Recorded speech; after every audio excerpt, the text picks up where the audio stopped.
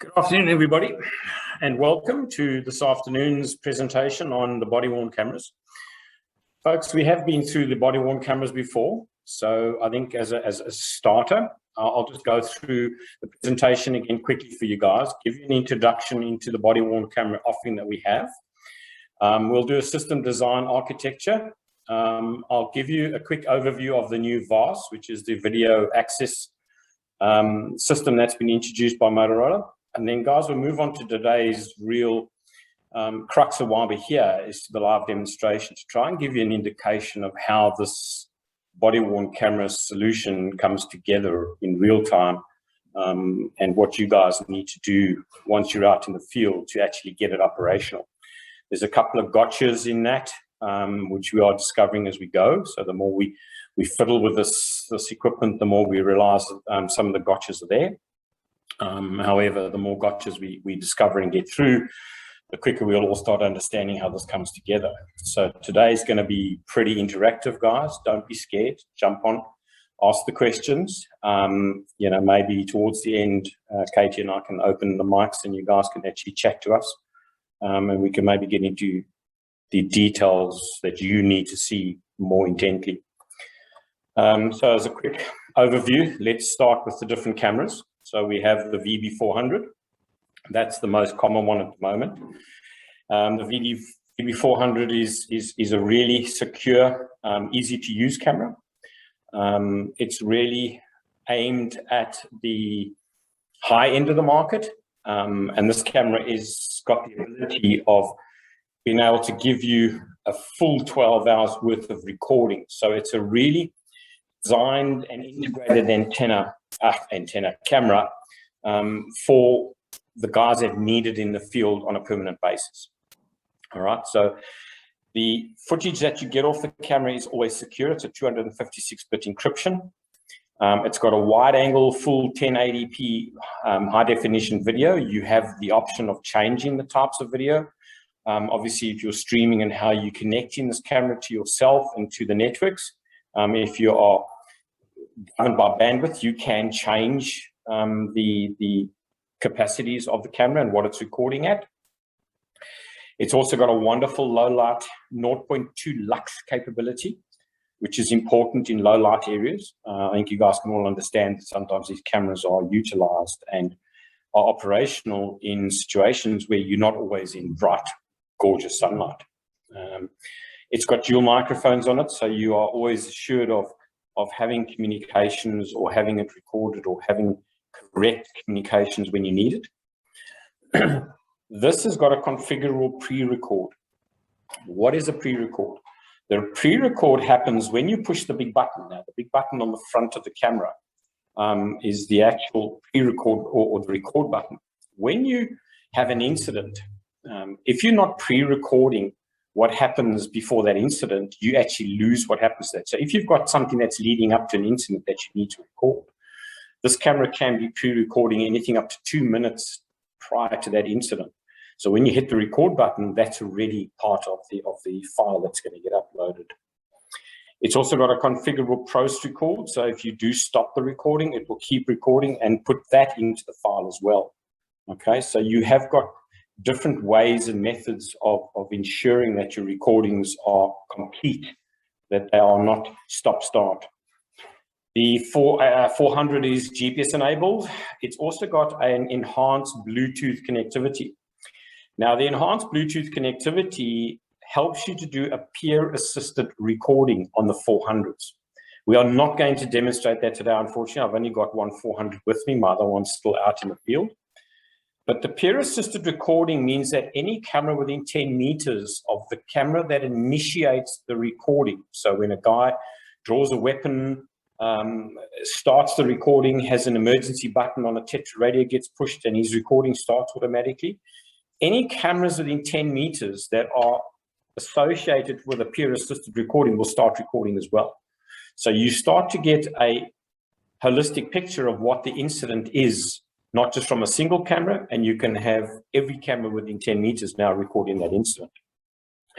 You can also live stream this video that's coming off the camera over Wi-Fi. Now, that Wi-Fi can be a hotspot, So have you hotspotted it to your camera, or say to your phone? So you've got an Android or an iPhone, and you've hotspotted this to your phone, or if you've got a mobile hotspot with you, or if you've got a mobile Wi-Fi within a vehicle, this can be hotspotted to that Wi-Fi. And that's how the stream comes back to the video manager. It's always via Wi-Fi, not via the Bluetooth connectivity. All right. So you do need to have this camera connected to a Wi-Fi stream to bring it back as a live stream onto the video manager. I've chatted about the peer-assisted recording. I'm not going to demonstrate that today, but it works, guys. We have played with it and it does work. Okay. There is also now a new companion app, which is an Android only at this stage application that can run on an Android device. Now, with that Android application, you can actually check your viewfinder. So you can actually see what your camera is seeing without having to look at the recording. You can also view and categorize, upload footage to Video Manager from the app on the phone, okay? And you can view the VB400's recording, battery, and Bluetooth status just on the app. So that's on any Android device. So whether that be a new Android Ion radio or an Android telephone, okay? The latest TETRA radios are also now being integrated with the VB400 radio. If you have paired your VB400 with the selected TETRA radios, now that's the MTP3550, the MTP6650, or the MXP600, which is the new guy, and you've integrated this over Bluetooth, the minute the user triggers an emergency, now there's two ways he can trigger an emergency, either by pushing the emergency button on the radio, or if he's man down, his radio's man down goes off. This radio will automatically then start the VB400 doing its recording. And remember, if you've got the peer assistance, any cameras within 10 meters of that camera and they're associated with peer assist will also start recording. So once again, you get a holistic picture of the incident. It's built to suit the needs. It's got various ranges of different mounts to mount this thing on your body. It's got a range of click-fast, close-fit mounts. It's also got customer-friendly mounts. It's got a alligator clip. Now, guys, when you order this camera, you need to order the type of mounting or the type of clip that you want in the back of the camera. They are not retrofittable. If you order this camera as a click-fast, it is click-fast and click-fast only. If you order this camera with the alligator clip, we can change the alligator clip out for a different type of clip, which I'll show you when we go to the live videos, which can then take the different click-fast types of mounts, which is probably the better way to go. All right. At this point in time, and I know a lot of you have been asking the questions already, the alligator clip is not available as a spare part. Now, that's like saying a Motorola radio doesn't have a replaceable belt clip, which is the strangest decision I've ever seen in my life. But we are busy negotiating with Motorola and 86 at this point in time to fix that. Kevin and I have made a decision that we'll probably be ordering these cameras with the alligator clip, and as a spare part, we can get the other molded clip that screws onto the back of the cameras. So we'll be able to start trying to get some of these alligator clips into stock for spare parts, because it's a necessity. Now, with this camera and with the VT100, we have what we call a rapid camera allocation, fast and efficient way of issuing this camera. Now, I'm going to demonstrate this to you. So you have got an RFID reader. Now, there's an RFID reader sitting in the picture at the bottom here below the cameras. All you do is you get an RFID card, which you also get from us, and you scan that RFID card, and the camera that is next to be issued gets automatically issued. So you can have a quick issue of a camera associated with a person. So whoever's got that ID card is associated with a person. They swipe their RFID card. The camera that gets assigned to them starts flashing red. They take the camera, it automatically issues that camera to them in the video manager, and that camera is then issued to that person for the duration of their shift. Any recordings, any functionality, any incidents that happen with that camera during this period will be associated with that person that is carrying it, okay? When the camera is returned and put back into the docking station, it automatically goes back into the pool to be issued. Now, they get issued based on battery status. So a camera will not really get issued if its battery is flat. If there are no cameras left to be issued, a camera that has got a flat-ish battery will get issued. It won't not issue it because it hasn't got a fully charged battery in it, okay? But the cameras will be issued based on their battery charge status. So a camera that's got a fully charged battery will get issued before a camera that doesn't have a fully charged battery, okay? Key selling messages, reasons why the VB400 has been successful, all right? Basically, it's just a great product, guys. It's connectivity, it's a GPS tracked unit.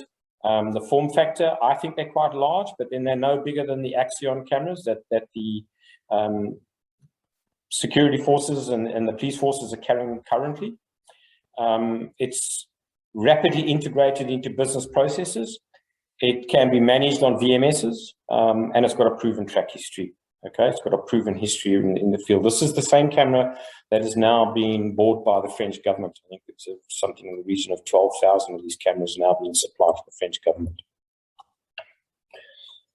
The other camera in the offering is the VT100. Now, the VT100 is really aimed at your retail sector, your transport sectors, as opposed to your securities. They have got it in as a security camera, but this camera is more a record on demand camera. This camera is not the sort of camera you want to be selling to somebody that needs a 12-hour shift and every single minute of that shift recorded. This camera doesn't have that ability. This camera is more designed to be a record when required camera, okay? It has got a 720p high definition video, not a 1080. It will record up to 3 hours. So that's your maximum record time, okay? It's a hell of a lot less than the 12 hours we're gonna get out of 400. Once again, the footage is secure, but this camera will not upload the footage that has been recorded via the Wi-Fi. You do need to dock this camera to get that footage off into Video Manager for viewing and for use, okay? The camera requires minimal interaction once it's operational. It's got a simple one-button operation to get it to record, okay? It's got a long battery standby life, so if you guys are not using it on a permanent record basis for that 3-hour period, you could probably do more than one shift. Once again, this camera will only get issued based on battery charge that's in the camera at the time of requesting for an issue. It complements existing CCTVs. So people that are running existing CCTVs, it adds a body-worn footage to existing CCTV camera video streams, which improves the situation awareness for the systems that are being utilized. So you can actually associate a body-worn camera with a CCTV camera that's watching a street or watching an entrance or watching a sporting event, okay? Push-to-stream alerting. So with the VT100, you can alert your operator. So your guy that's sitting in the control room can be alerted when your camera starts recording. So when your VT100 starts recording, it can issue an audible alert to the controller that the controller becomes aware of the fact that your camera has now started recording, because you may be being accosted by somebody and you may need assistance. So in the control room, they get an audible warning that your camera started recording, and he can go in and monitor the situation. If the person that's carrying the camera needs assistance, they can get assistance to those people quite quickly. The key selling messages for this camera: it's a smaller camera, okay? It's got a VMS integration, which is your video management services. Rapid camera allocation, as in the VB400. and it's an integration into business processes, exactly like the VB400. It's a cheaper camera than the VB400, but once again, please remember into what incidents you're going to be throwing this camera. Now, all of the recordings need to be monitored and handled inside the Motorola Video Manager software. This is an advanced software tool, okay? And it can have remote logins and it can be cloud-based. So you can have this sitting on a cloud and have people able to access your cloud-based server from various locations with the username and login. It can also be used as a centralized video manager. If you're going to centralize your video manager and have video managers at different locations, you're going to need a central manager's license, which is quite an expensive license. It's a $5,600 license. But that gives you the ability to have video managers running in various locations around the country and have them all centralized back into one centralized video manager. All right. You do not have to have this centralized video manager license if you are running a single video manager and you've got your docking stations installed around the country and they have access to that video manager. So we have a couple of installations where there is a single video manager without the expensive license, but they do have various offices around the country with cameras associated with those offices. And all we do is we get the DC200 docking controller onto an Ethernet link, which then ties back into that video manager via either a VPN or a secure network. Okay. Additional hardware accessories compatible with both of these cameras. You get a 14-port docking station, or you can take the single-port dock, okay? Either one of those docking stations connects to the dock controller. If you have the dock controller, which is there, now the dock controller has got 2 ports on the front. The 2 ports on the front are for the RFID reader and a configuration port. You'll also see it's got an Ethernet port. The dock controller is what connects to the Ethernet. So this is the guy that connects to the networks. On the rear of the dock controller, there are 6 docking ports. So you can have up to 6 docking stations, okay, connected to this dock controller. Now they can be a mixture of single docks, or they can have 14 docks. If you stick 6 14 docks, you can put 84 cameras onto a single DC200. Okay. There's the RFID reader. The RFID reader, you get 1 RFID reader per dock controller. So if you have a dock controller in the solution, you have 1 RFID reader to that dock controller. If you've got more than 84 cameras at a location, you need more than 1 dock controller and you need more than 1 RFID reader. Okay. So each user will have a unique RFID card, and when they touch their RFID card or tag onto that RFID reader, they will be issued a camera. And I showed you earlier an image of how the camera gets issued. Now we will demonstrate that to you guys as well. Let's have a quick look at Motorola's new Video as a Service offering. This is the VAS offering. It's called VAS for short, VAAS, okay?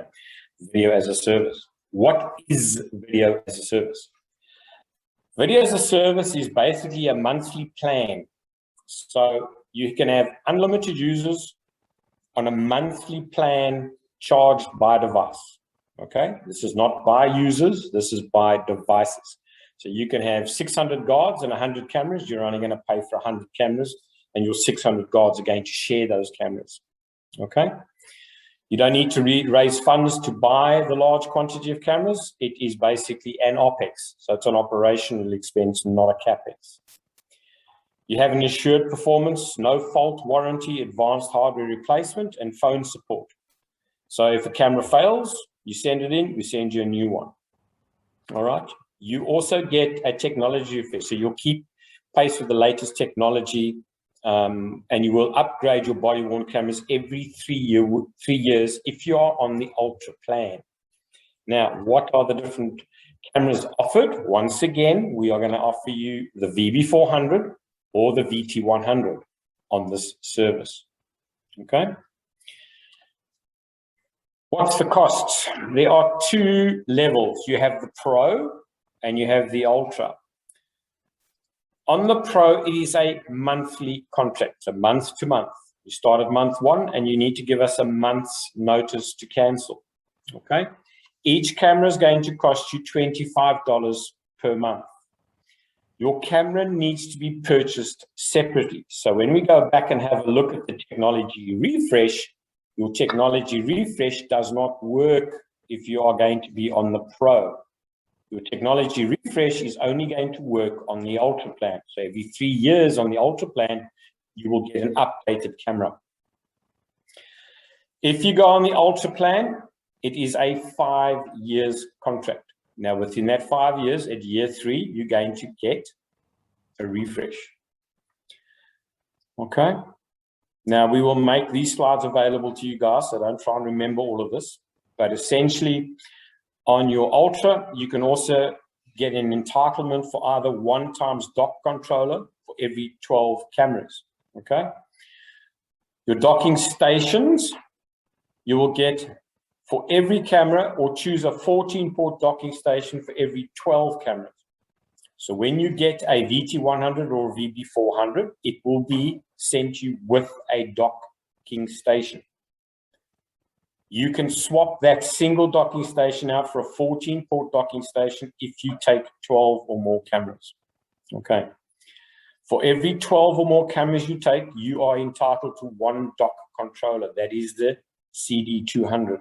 That will then tie you back into the network. Your cloud software video manager, unlimited users, unlimited event storage, unlimited sharing.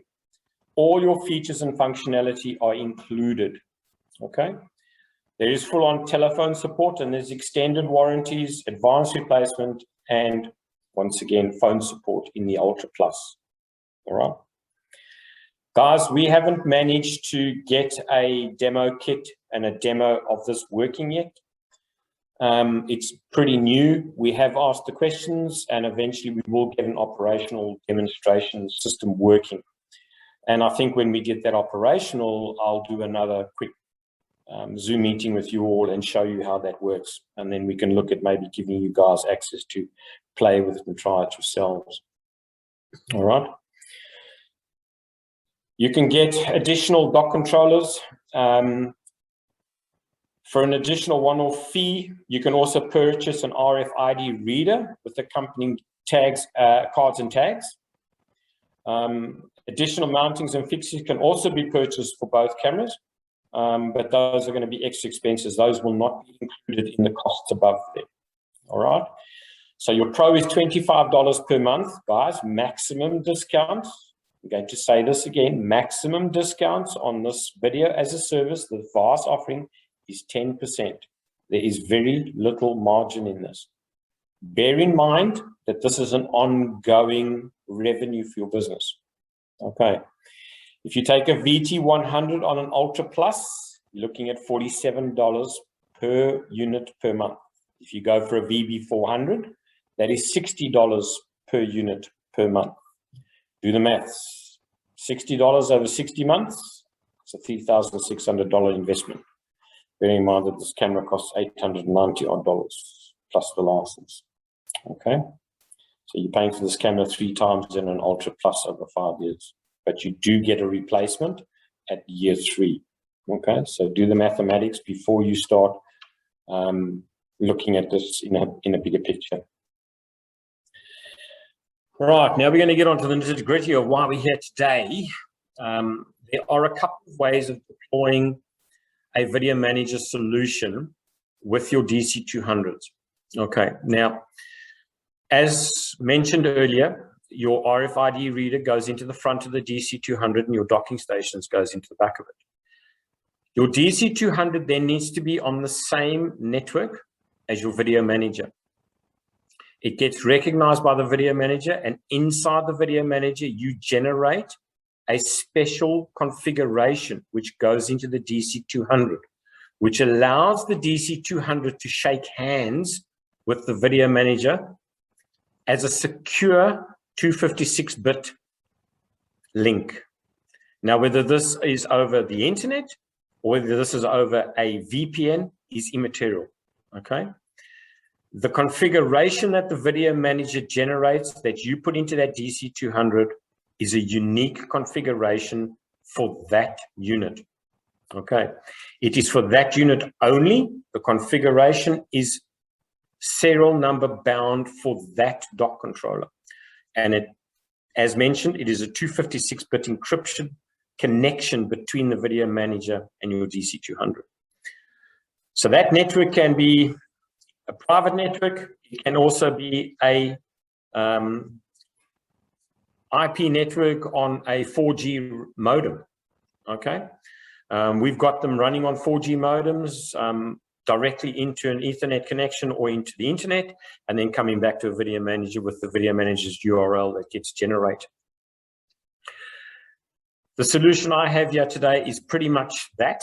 I've got the dock controller plugged into a Netgear router, which is connected to the internet. It's a 4G router. I have the PC connected to that same router. So the PC and the router are one system. The router is also a Wi-Fi router. So the Wi-Fi system that is connected to my router is the Wi-Fi system that the cameras will be operating on. Okay, so it's all one solution. And I will show you what the solution looks like once I've got the one camera recording and it's actually showing us live video. And I'll show you exactly how I've got it set up, which will start giving you a feeling of how this all comes together. Okay. Let's get on into the live demonstration, all right, and go to have a look at exactly what happens when we start sharing or when we start running this video manager. Okay.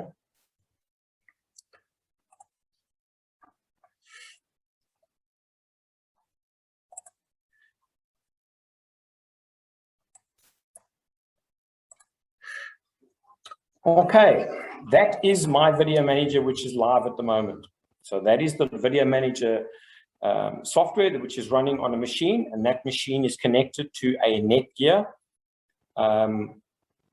4G modem with a Wi-Fi, and it's connected via an Ethernet cable directly into that Netgear. Now I'm going to issue a camera using a RFID card. So I've got two RFID cards, okay? And I'm going to use one of these RFID cards, and I'm going to plug it into or scan it over my RFID reader. My RFID reader is going to issue one of those cameras to me, okay? You can see there, it's issuing me the VB400. So if I take the VB400 off the docking station, that is the camera that's been issued to me, okay? So my VB400 has been issued to me, and I can now start its recording. I'll push the record button and it will start recording.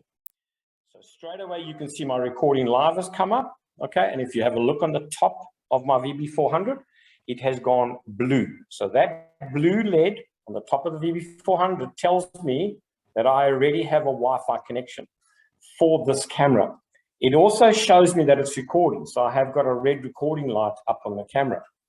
So now if I go and have a look at that stream, that is the live stream, okay? That is what we're looking at the moment. So that is the screen that we're looking at, okay? And I'm sitting in the training room at the moment, okay? Now, this camera can also have what we call a whisper mode. So if I put this camera now into whisper mode, okay, it will turn the LED off. This camera is now recording. You can see it's still recording. However, the person that's standing in front of me doesn't know that this camera is now recording. So it's gone into what we call a whisper mode. Okay. Now I'm going to show you the different types of mounts. So if you have a look at the back of this camera, that has got the interchangeable mount on it, which can be changed for the alligator clip. Now, this is the fancy little square clip that can take a click fast push button into it, which can then connect to a click fast, which can then mount onto your shirt. as a click fast mounting. Okay. The other option is your alligator clip. That is the alligator clip, which is on the VB100. All right. Now I'm going to put the VB100 back into the docking station because I haven't issued it yet. All right. Now, if we go back and have a look at the main screen, you can see purely from the dot on the main screen that this camera is in record mode, and it's obviously recording because it says it's recording and it's got a live screen. And our live stream can be viewed on a separate screen. So that's our live screen view running there. Okay. Now, our setup. What is our setup? There is the 2 docking stations. Okay. That's my docking station for the VB400. That is my docking station for the VT100 with the VT100 in it. Okay. That is my 4G modem router, my Netgear router. Okay. Connected to the Netgear router is the dock controller. Now, when the dock controller is operational and connected correctly, all 3 of those LEDs need to be lit and solid green. If they are not solid green and that LED there is flashing green, you do not have a connection back to your video manager. Okay. So it's really important to remember all 3 LEDs on your dock controller need to be solid green. Then you know it's operational. Okay. The dock controller is connected back into the router. Okay. Via an Ethernet connection. That Ethernet connection is then connected back through that into the PC. Okay. There's the Ethernet connection for the PC. That is the PC that is running the video manager on it. Okay. I hope that helps you guys get an understanding of how this all comes together. Now, remember that this installation of the router and the dock controller can be in a unique environment. Remember, this is a 4G router. Okay, so this 4G router is connected to the internet. My dock controller, if I didn't have an Ethernet connection directly to a PC out of the back, I could be connecting my 4G modem through the dock controller's configuration back to the video manager PC, which is running on a remote site. Remember, the remote, the 4G PC or the video manager PC is part of a network. And that network, okay, is what the 4G router is going to talk to. Now, the configuration that gets generated out of the video manager software and goes into the controller will allow the controller to connect back into the system, okay, if the 4G router is in a remote location. Now, we've got this operationally running in more than one location around the country at the moment. So we've got cameras sitting up in the Northern Territory and in WA, all on the same video manager stream, okay? So it is possible to do that. When you purchase a camera, you are going to get a license with that camera. When you get the license for the camera, you are going to put the license into your video manager. So every single camera that you buy comes with a license. Now, the license is not associated with a camera by serial number. The license is associated by what the camera is. So there's a video badge 1 and there's a video tag 3 on that license, okay? There is a video badge 1 and a video tag 1 associated with that license. So when I send you a license for your camera, it's nothing to do with the serial number. However, you will have to install that license onto your system for your video to work back to a camera.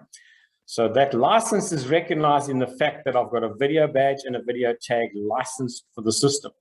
So because I've only got one video badge and one video tag, but I've actually got 4 video tag licenses and 2 video badge licenses issued to this video manager, the system just works. All right. Now you will see here that my software assurance license has expired. When you start Video Manager for the first time, you get 12 months worth of software assurance included in your Video Manager.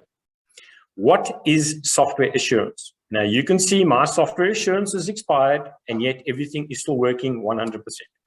All my videos are still streaming, my cameras are still registering, everything is still operational. Okay. That software assurance license is the ability for you to keep your cameras and your Video Manager up to date with respect to their firmware. Okay. If your software assurance license has expired, you need to renew it. If you do not renew it, you cannot get automatic firmware updates for Video Manager and for your cameras. That's what that software assurance license is for. Now, that is a $132 a year subscription. All right, so that is not a once-off, that is a yearly subscription. You do not buy it for the first 12 months, you buy it for the second consecutive 12 months ongoing. You do not have to buy it. If you do not buy it, you cannot update your firmware and your softwares for free, okay, until you buy that license. The other massive license was the centralized license. Now, I'm not running a centralized license, however, that is a $5,600 license. When you look back to the pictures that I brought up earlier of the different networks, if we had our Video Manager running on site 1, we had Video Manager, this Video Manager running on another site, okay? We would then have to have a centralized Video Manager to correlate both of these Video Managers. That's when you will need your centralized Video Manager server license. If you do not need a centralized Video Manager, you do not need that centralized Video Manager license. You can run this Video Manager with as many CD200s connected as you like, okay, and they can be remotely connected. So when you have got your dock controllers connected into this thing, you will generate a configuration for your dock controller. When your dock controller connects to the Video Manager, it will show you that it is configured and connected. Each device has got a unique serial number. That is the serial number for the device, okay? That is its software version and the versions that are inside that device. I can't update mine because my software assurance license has expired. However, my CD200 is configured and connected. And the configuration, folks, that is inside that CD200 was configured and generated out of Video Manager. Okay, so you can send your CD200s to remote locations, give them an internet connection, and you can generate the access code to go into the CD200. Now, there is a gotcha for putting the access code into the CD200. I have a video of how to do it, and I have a detailed document on how to do it. Guys, I'm telling you now, the USB that you use to stick your CD200 configuration into the CD200 cannot be bigger than an 8 gig memory stick, okay? It cannot be bigger than an 8 gig memory stick. If it's bigger than an 8 gig memory stick, it will not work. The CD200 will not recognize that you have plugged a USB into it. That's one of the gotchas. Please remember that. It's not in any documentation from Motorola anywhere. And it was hard toil for us to discover that suddenly we needed an 8 gig memory stick, okay? I do have some 8 gig memory sticks here with me. They are really hard to come by nowadays. You go and try and find yourselves an 8 gig memory stick from Officeworks or JB Hi-Fi today. Good luck. Okay. What else can I tell you about that? All right. So if we come back to our devices, I will show you now how we actually issue a camera. So if I show you now the RFID reader tag, so that's my RFID reader. And if I take an RFID card, okay, and I then scan it, the VB200 has gone red, sorry, VB100, and I need to take her out. The VB100 now gets issued. So if I go back, you will see that it's been issued, and it's been issued to EDISX user 2, which is the second card, okay? So that is user 2, all right? So I have got user 1 and user 2. Now let's go back into the video, and I will show you the back end of this camera. So on the back end of this camera, you have got 2 buttons, okay? If you push and hold the rear button on this camera, you will put it into the record mode. Now we're not running a handshake. It will vibrate. It has started vibrating. Now you will see the back of this camera, okay, will start flashing red, okay? When it starts flashing red, that means it's recording. So this camera is actually recording at the moment. When it makes its Wi-Fi connection back into the router, you will see that the blue starts flashing. When that blue light goes solid, this will start streaming. So until that blue light goes solid, the Wi-Fi connection is not complete, and this camera is not streaming. There's our Wi-Fi has become solid. It is now a solid blue light. We can now go and have a look, and this camera will also now be streaming. Okay, so there is the second stream. That is now the VB100 streaming like the VB400. Okay.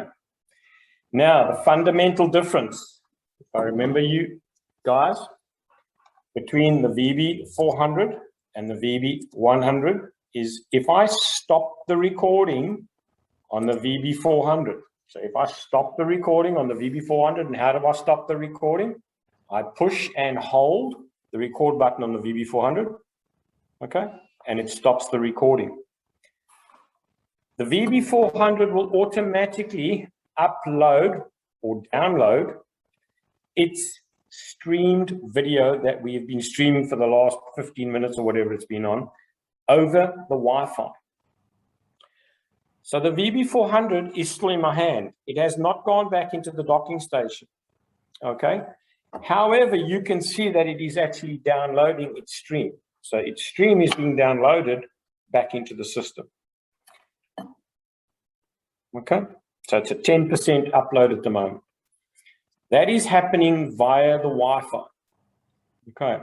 So this camera does not have to be put back into the docking station for it to upload or download its video back into the video manager. And remember that whatever was streaming, we were watching the live stream anyway. Now, because I've stopped the recording, the streaming is not running. However, you can see that it is still downloading that stream, all right? Our VB100 is still streaming. So the VB100 is still a running stream. VB400 has stopped streaming. VB100 is still streaming. So the VB100 is an operational, up and running stream, okay? If I now stop the recording on the VB100, okay, recording has been stopped. You will see shortly that the stream will stop running. This one will not automatically upload that stream into the system. This camera needs to go back into the docking station for it to upload its stream. If I put it back into its docking station now, it's gone back into its docking station. Once it gets registered back into the docking station, it will start its download back into the system, okay? I can also put the VB400 back into its docking station, and it will continue to upload its system into the system, all right? So now you can see there is the VT100 uploading or downloading its video, okay?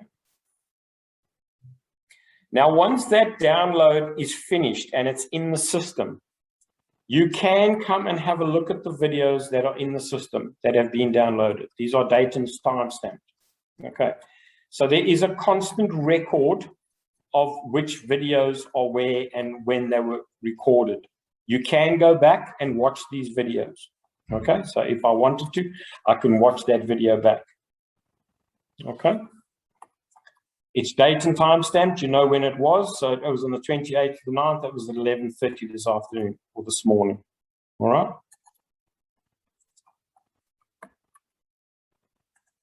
This video was taken 28th of the 9th, 11:32.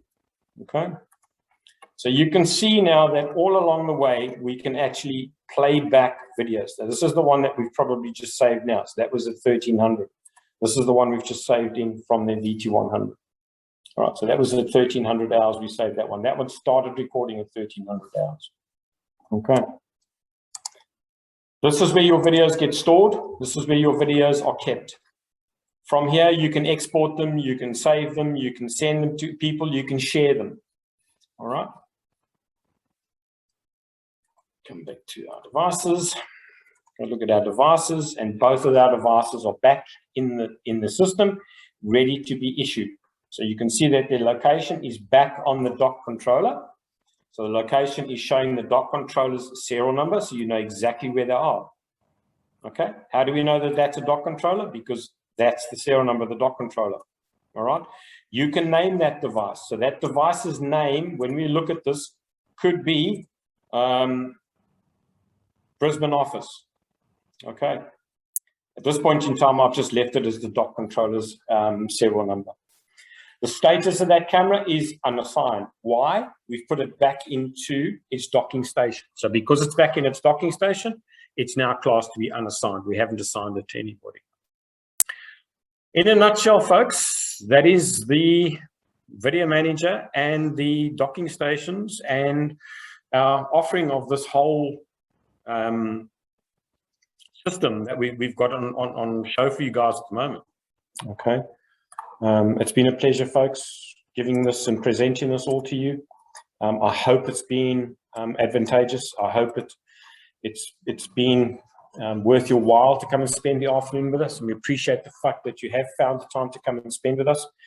And if there are any further questions and you guys need more information regarding the system, as I said, guys, please contact us. We are here. I thank you all for your time, for your patience, and for spending the afternoon with us. And a very good afternoon to you all. Thank you very much. Bye.